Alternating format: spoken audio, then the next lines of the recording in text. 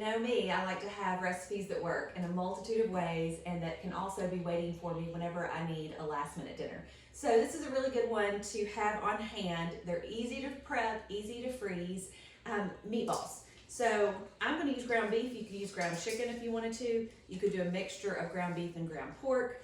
I'm just going to stick with ground beef today because that's what I had thought out. I'm going to also use 2 pounds. So I guess this is a little bit of a bigger batch.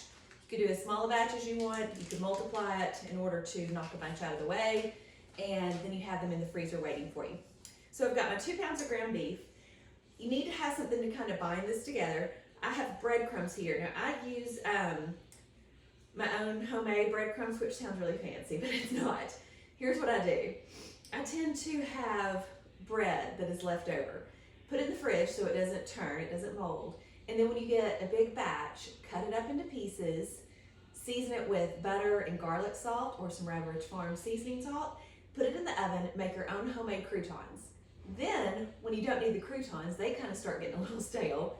You have homemade breadcrumbs that you keep in the fridge. So you're repurposing, you never have waste. So, sounds fancy, it's just really a way for me to not waste bread when I buy it. But you need to moisten these up a bit. I like to moisten mine up with cream. You can use milk. Excuse me. Here we go. I like to use milk because, I like to use cream because it just, why not? It's richer, it's thicker, has a little more flavor. If all you have is milk, that's fine too. So we're going to put that in. Basically what we're doing is just moistening those breadcrumbs up. So you want to pour this in, make sure everything gets coated with that liquid. I have some bigger chunks that were croutons that didn't get squished up. And then you want to let this sit for a minute. It would be okay if you put it right in the meatball, but it's really better to let it mush up a bit.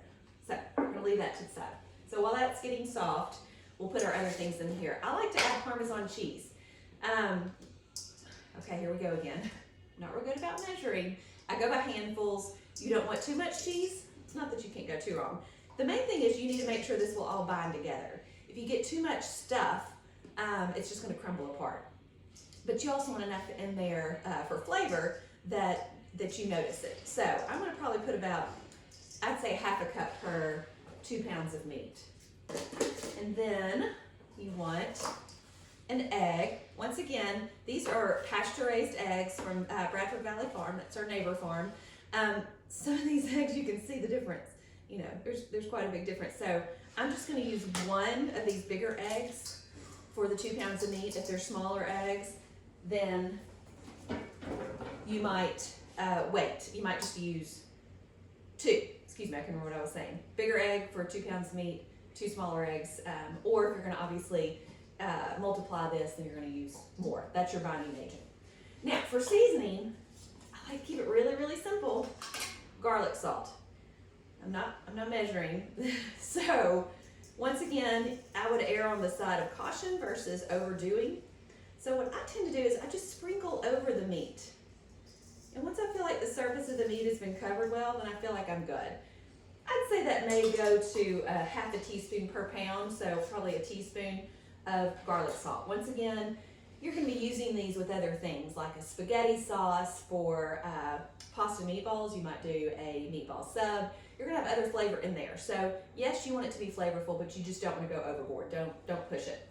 All right, let's check on our breadcrumbs. They're getting there. You also could add, like if you want to sneak in some veggies, you could get some frozen spinach, wring it out really, really well, get all that moisture out, and include that. That would be delicious.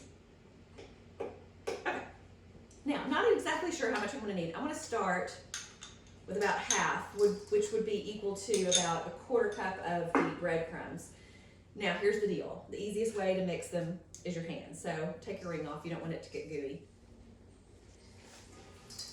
Now, it is easier to mix it up when the meat has not come straight out of the fridge. So don't do what I did. I just took mine straight out of the fridge. But it's not a real pleasant job. It's something you could get the kids in. They would think it was fun. The main thing is you want to make sure that everything is well incorporated evenly. So you don't want a big wad of breadcrumb in one area and then nothing but beef in another. Same thing with the egg and the cheese. You just want to get it nice and evenly mixed. But you don't want to go too crazy because overworking meat can make it tough. So you want to get it just incorporated in. I think that's looking good. All right, excuse me a minute. I need to wash my hands. All right, we've got it all nice and incorporated. It looks good. It looks to be uniformly dispersed. Now there's a couple of ways that you can go from this point. I like to bake mine ahead of time, even if I'm going to freeze them for later use, because it just makes it so much faster and easier. You could freeze them raw, uncooked. That works also. But you can do this two ways. You can either put it on a sheet pan, or I like and we will include that because that was too good to not. Obviously, you can see that I make lots of mistakes when I cook. This is real life. There's nothing pre-prepared or anyway, what you see is what you get. But what I have found is a mini muffin tin works really well. Now we're going in the right direction. So spray your muffin tin to help to keep things from sticking. We like to use Pam, or Pamela as she is so fondly called in our house. And then the best way to get them nice and uniform, you can use a spoon, but I just take a little scooper, and then you want it to be about the size. You don't want to overfill it, you don't want to mash it in there, but you just want it to fill nicely the muffin tin. All right, so looks like they're about done. We were in the oven for at 350 degrees for about 12-ish minutes. You just want the meat to be nice and brown. I didn't have enough room in my mini muffin tin to do them all, so I had to do a few on a cookie sheet with parchment paper. You can see not a lot of grease, but it wouldn't hurt just before you put them up. If you're gonna go straight to eating them, pick them up, plop them in your sauce, they're fine. But if you're going to store them for later use, you want to let them cool and you want to drain them just a little bit. These aren't our ground beef is not too fatty, so these aren't too bad.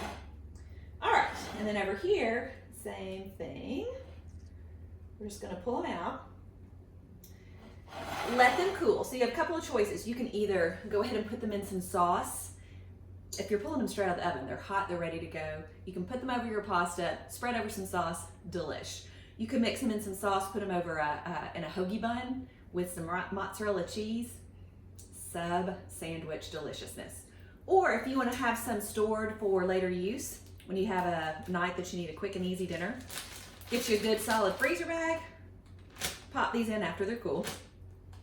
Now you want to make sure that they're laying flat. You don't want to pile them in and then they're all one big meatball mess, meatball wad. It might even be better if you have the room in your freezer. The problem is sometimes the room of laying them on a cookie sheet, putting them in the freezer, and then putting the frozen meatballs in a bag. But most of the time we don't have room for that. So as long as you put them in a bag and then lay them flat where they have space between them, then they'll be fine. They won't meld into one big frozen meatball. So try these out. They'll make your night quick and easy and always delicious.